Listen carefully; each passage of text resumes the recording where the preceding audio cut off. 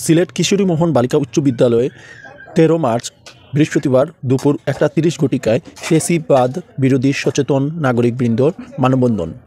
সিলেটে কিশোরী মোহন বালিকা উচ্চ বিদ্যালয়ে এডহক কমিটি ফ্যাসিবাদ আওয়ামী লীগের দোসর অ্যাডভোকেট গোলাম রাব্বানীকে সভাপতি করা ও ভারপ্রাপ্ত প্রধান শিক্ষক আব্দুল লতিফ কানাইঘাট উপজেলা আওয়ামী লীগের যুগ্ম সাধারণ সম্পাদক এর অপসারণের দাবিতে মানববন্ধনের আয়োজন করেন।